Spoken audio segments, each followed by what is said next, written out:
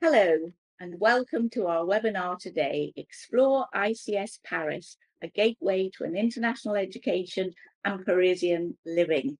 So that really does sound exciting, and I'm in the mood to go to Paris today. So joining us today, we have Jessica O'Brien, who's Senior Admissions Manager, and Amanda Casleton, bilingual and multilingual learners, coordinator and English teacher, both from ICS Paris International School. So welcome, lovely to see you here today. And I'm really excited to learn more about the fabulous city of Paris and living and working there and offering children an education at ICS Paris. So today's webinar, I think we're going to discover how that might be the perfect choice for an international education. And of course, experiencing such a vibrant city is going to be wonderful. So Jessica, you've been a teacher in secondary schools for several years, I understand, and you've also been an associate dean at an international business school. So seen both sides of the fence, I suppose. And you moved to Paris about 10 years ago. And you're originally from the US. So yes. Whereabouts? Where have you been? So I'm from New Orleans, Louisiana, originally. Yeah, so that's great. It must be an exciting opportunity to be in France. Definitely. And also an international background also for you, Amanda. You moved to Paris back in 1989, is that right? Mm-hmm. And you've been at ICS school since 99? 99, yeah. Yes. So you specialise in English language acquisition, yes. Primarily in secondary education, is that right? And also ESL, which is English as a second language, is that right? And primary school level. So I think you've also taught at university level, is that right?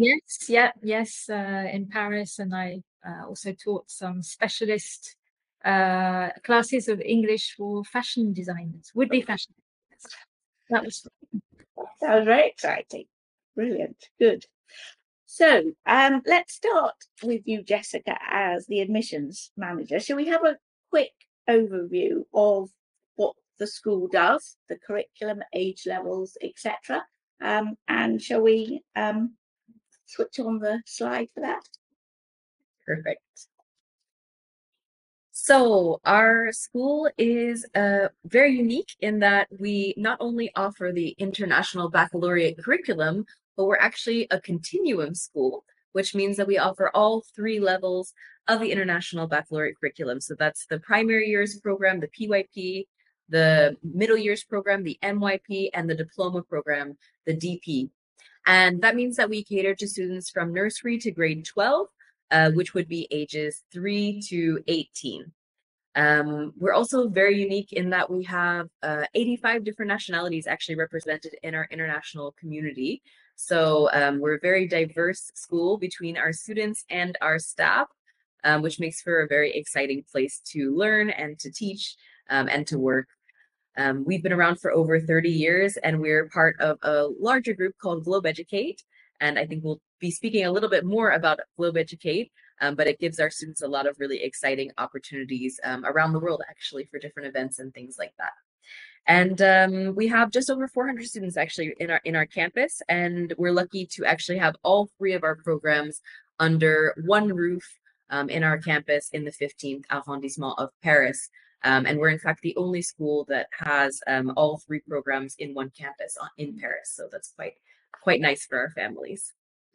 And just before we whisk the map away, which is very useful. So yes, would you like to just point out a few features on the map where people might be living, for example? Sure, definitely. So on the map there on the screen, you can see our little Globeducate icon. That's where we're located. We're just a short drive from the Eiffel Tower over on the west side of the city. And many of our families live throughout Paris in the 15th arrondissement, which is the district that we are located in, but also in the 14th, the 7th, the 8th, the 16th, and the 18th. Those are all quite popular areas to live, very nice residential areas inside the borders of Paris. And then just outside of Paris on the west side, we have a lot of families living in the suburbs like Issy-les-Moulineaux, Boulogne-Billancourt, Puteaux.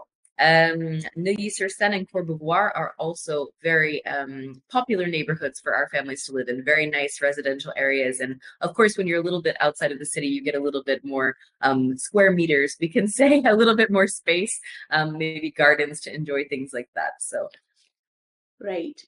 So much as it's great to see the map, and people can obviously pause on that and study those neighbourhoods. So tell us just a bit about both of your personal experience of living and working in Paris. How have you found it? Amanda, do you want to start? I love it. It's a place to live. Sometimes I think it's very important to look up from your when you're watching your feet when you're walking. You go, wow, this is Paris, amazing. It's like pinch yourself. I find it's not a very stressful city to live in, really. Transport is good. It's easy to get to places. Our school is easy to get to. It's just a really, really nice place to live with lots of things to do. And a nice family community. Very nice. In the 15th is this district is very family oriented. Yes, arrondissement. So that's really nice too. And how did you find it, Jessica, coming from the US to Paris? Yes, well, when I originally came, I only intended to stay for a year or two, and well, it's been 10 years now this year. So I think that just goes to show what a wonderful place it is to live. It's entrapped me here, and I think I wouldn't trade it for the world. We're very lucky to be here. Yeah. So you think families will settle happily? Definitely. It's a really nice area, especially the area that we're located in. It's just far enough to be away from the very center to be, not in the hustle bustle kind of areas. But there's lots of different family events. There's lots of nice parks and green space. Lots of events that students can do together, whether in the school or in their local community. We just at lunch, we're going down to our little market on the corner that's every Tuesday and Thursday. We say hi to the cheese shop and everything. So it's a very nice, quaint kind of French life. The city feels smaller in that way. Great, good. But of course, you're not a bilingual school, you're an international school. So Amanda, could you just describe what's the difference when families are looking for a school? What is the difference, and your role in guiding people through the languages? So being an international school, it means that our priority, our language of instruction is English, but we do also offer other languages at school, notably French. It's really important to speak French because we're in France. That's very important. And other languages we offer for native speakers and language acquisition. Whereas a bilingual school might be like 50-50, half French, half English, with other languages taking very much a second role. So families would be making a deliberate choice. They're looking for an international school. They will be taught in English, but they've also got a really good opportunity to get very strong French. Absolutely, yeah. It's very important for us. Yeah. So with also, I suppose, encouraging French families to move, if they're moving from different parts of France to the school, that's obviously, and want an international. Great. So that's native and language acquisition, French. And then the other languages, perhaps you could describe those, because I thought it was a very interesting mix. Yes, well, we have quite a large Japanese and Korean community, and we really want to value and celebrate our students' home languages. So we do have native language instruction in Japanese and Korean, obviously English and French as well. And then for language acquisition, Spanish. Ah, right, which is very, very popular around the world. Yes, indeed, yeah. And how many languages typically do your students learn at school at different ages? So depending what their first language is, they might be learning as many as 3 languages. For example, if their home language is German and they don't speak English or French, or Spanish, they might find that at the end of their time here, that there really are multilingual learners with 4 languages at their fingertips. Yes, wonderful. And the very smallest children, you take little ones from 3 years, is that right? How do they start with the languages? So we have French. We offer French in the early years. So French and English at the same time. Brilliant. So, and then you go on to have a strong proficiency in French at secondary level. Yes. Yes, but of course, many of our students arrive at any time during the MYP. So they might arrive at age 12 or age 14. So they might be beginners in French. But we do offer language acquisition in French. We can accommodate for beginners at any time up to DP. And again, for English, even although our language of instruction is English, we can accommodate beginners at the early years of MYP. Right, thank you. And Jessica, do you want to add anything more on the difference between international schools and the IB curriculum? So, I mean, there is this linguistic part that's obviously very important, and a big difference between the two. And I think Amanda really answered that beautifully. Another thing to consider when thinking about the difference between an international school or a bilingual school is actually the curriculum that's offered. For example, a bilingual school in Paris might offer actually the French national curriculum. So I think that's a really important decision for families to, a factor to take into their decision-making process. If they will be, for example, moving back to their home country or later moving to another country, sometimes it can be a little challenging if you're going into different national curriculums. Whereas if you're in an international curriculum, it can kind of ease that transition and make a smoother transition both into the school, but also out of the school if they will be moving on. A lot of our families come on work contracts that might be between 3 to 5 years in length. So it's important to think about the transition into the school, but also that transition out when their children will be leaving and moving on to the next place or country that they might be living in. So it's really pretty common for in the school that people will have come from an international background. Yes, and definitely. used to settling in and supporting each other. Oh, definitely. Yes, great. So that's great to know about the languages, and the IB is obviously a very embracing curriculum, but also very highly thought of nowadays, going to university and as a career path into jobs. These young people will be the talent of the future.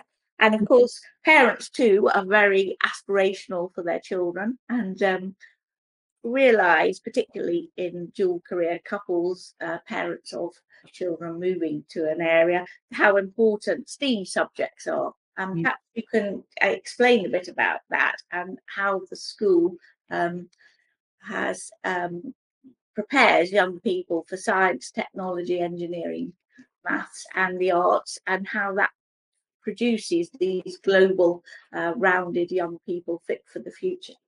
Definitely. Well, these kind of 21st century skills are so important for our students to develop.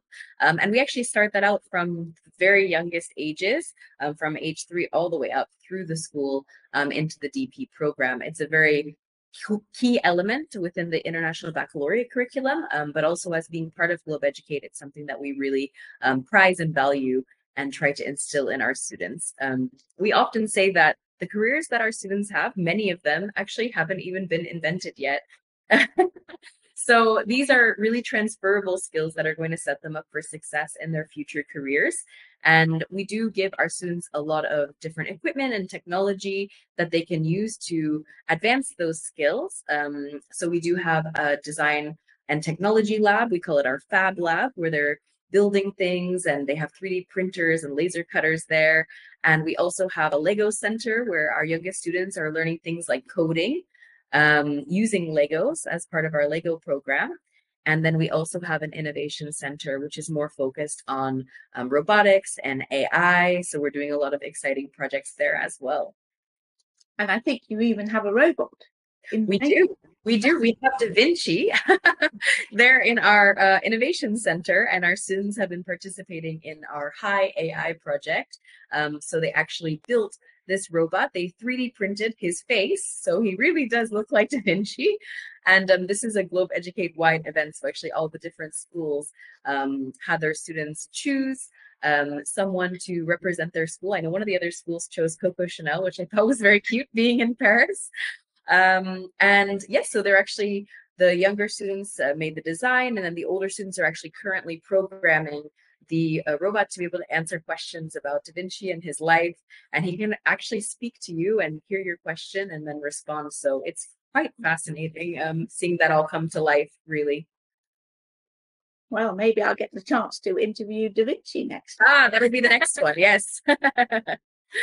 Right. So let's have another look at, we've got a nice slide here which sort of summarizes some of the extracurricular and exciting things that are going on. And also it might be, Amanda, is useful to explain a bit more about the bilingual and multilingual learners and how it fits in at different levels. Yes. So most of our students actually are bilingual and multilingual learners. And in fact, most of our teachers are bilingual and multilingual. So it's very important for us, languages at school. But we also offer a support program for bilingual and multilingual learners who don't yet have the English language skills to help them succeed in their other subjects. So this is a very personalized program. It starts in PYP, starts in grade 1. Where students on the program are given English instruction, English is a second language, as well as being helped to use their home language to support their academic studies. So it's kind of adapting the program, working with the classroom teachers or with the subject teachers to help those students access the very demanding IB curriculum. And it's really is adapted to each student's needs. And it's a bit like holding their hand and helping them until they're ready.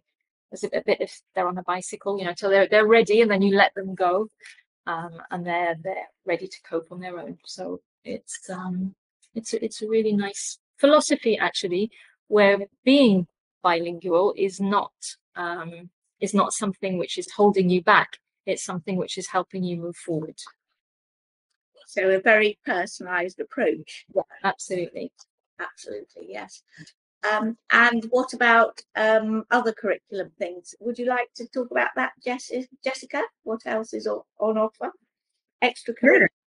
Yes. So within the program, I wanted to mention that we do have different levels. So in our English, our French, and our mathematics classes, those are taught at different levels from grade 6 on up.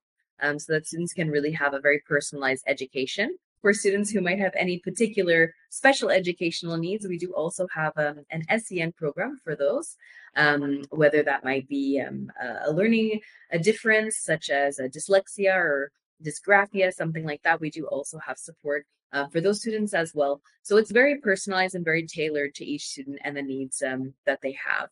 And then as far as outside of the curriculum, we have a lot of exciting things going on at our school. We have many different extracurricular programs, including those within the Lego and STEAM areas that I was talking about before. But we also have different extracurriculars related to the arts, sports, in music. So our students are very well-rounded, and they have a lot of opportunities to grow both inside and outside of the classroom. And also as a group, part of Globeducate, which is a global group, I think you do some exciting things with other schools around the world. Yes, we do. We have a lot of really fun events that our students get to participate in. Actually, last week was our Olympics. So that's a sporting event. And earlier in the year, we actually had the chance to host this year, us and our fellow sister schools in Paris, our academic Olympics. So they had a robotics competition, they had some maths competitions, which actually one of our students won this year, which was quite exciting. And the students did a scavenger hunt all over Paris. They saw different monuments, and they were very excited, I think, our students to be able to share our city. And then, of course, in different years, we go to different countries and get to experience those cities there as well. So it's a nice way to share those experiences together with the other members of the Globeducate group and the other schools that we're partnered with. For example, our students were preparing for the International Music Festival, so they got to travel and go and perform actually all together. It was about 200 students throughout Globeducate who learned the same piece of music and then actually came together and played it all together, which was just a fabulous experience. Brilliant, good. And this is all excellent for preparing for going to university or another career path. So when does university counselling start, for example? So that starts as the students enter into these kind of high school age years. So from about grade 9, age 14. We do have 2 university counselors who help to guide and coach the students as they prepare to make the big decision about where they might be going for university and what they might like to study. And then as our students get closer to the end of grade 10 and they're looking to join in our diploma program, which is a 2-year program between grades 11 and 12 that allows them to actually graduate with the International Baccalaureate diploma. We have a diploma program coordinator who really works one-on-one with each and every student. She's fabulous and really helps to guide them as far as their course choices, because it is a big decision about what you might like to study. And I think the International Baccalaureate really prepares students very well to enter universities, and that's why it's seen so well by universities. They actually really value that curriculum when they're looking at a university application. I think we've got a quick slide. Yes, and it's maybe a bit small, but maybe you'd like to sort of summarize places, the countries that your students go to university in.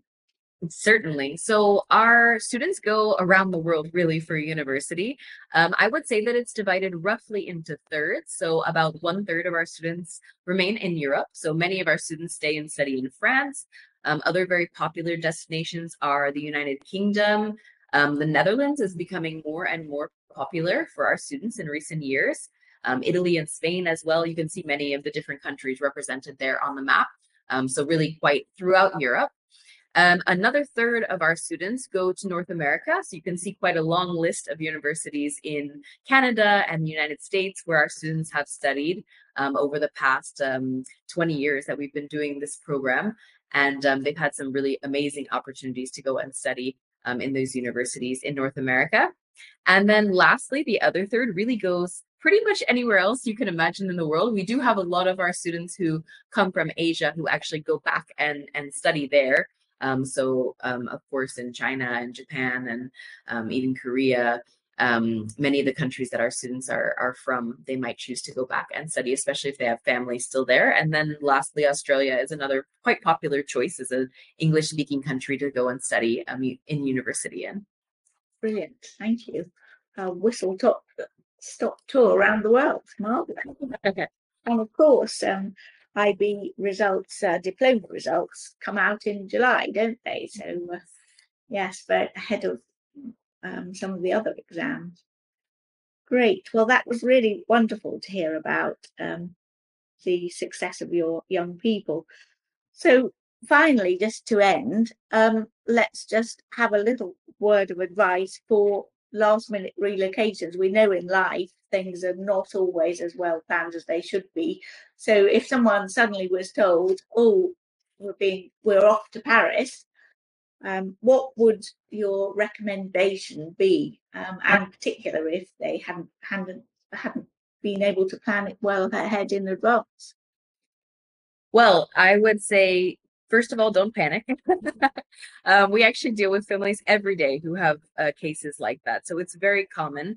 So although it is a very big and sometimes a very stressful time when you're trying to plan a move abroad, especially when it is a last minute decision, as it often is for relocations related to work, we're here to guide every step of the way. So we do have a rolling admission cycle, which I think is something important to note. So if families do need to relocate during the course of the year, we do accept students throughout the year depending on available space, all the way up through grade 10. For the diploma program, we accept students at the beginning of grade 11, starting in September. And most families, I would say, start out by choosing the school, finding the right fit for their family. And then from there, I think it really helps to get everything else to fall into place once you have kind of a location and you can see the neighborhood and choose your housing. It really does fall into place quite quickly after that. So just take it one step at a time, one day at a time, and you'll be in Paris enjoying a croissant on a terrace before you know it. And plenty of language support as well, Amanda. Yes. Great. Well, thank you so much for giving us a tour around Paris and ICS Paris. It's been wonderful to talk to you. Thank you very much. Thank you. Thank you. Goodbye, Jessica. Goodbye, Amanda. Thank you. All right. Bye. Goodbye. So we've been talking to Jessica O'Brien, Senior Admissions Manager at ICS Paris International School. And here are details of her background, and Amanda Casleton, Bilingual and Multilingual Learners Coordinator at the school. My name's Fiona Murchie. I'm the Managing Editor and founder of Relocate Global and Think Global People, a multinational multimedia organisation. And here are details of ICS Paris, and you can get in touch with Jessica O'Brien and find out everything you need to know to apply to the school and for helpful tips on settling in the school and in Paris. So thank you very much for joining us. This webinar has been produced by Relocate Global and Think Global People. We offer a comprehensive range of education and schooling support for international parents, relocation professionals and their employers. These include our spring and autumn online international education and schools fair, the practical and accessible guide to international education and schools, plenty of country guide information, and featured schools around the world who offer rolling admissions and understand how to settle and support international families. There are plenty of articles, videos and webinars available, and our education newsletter and digital magazine are available quarterly, and newsletters throughout the month. So thank you very much for joining us.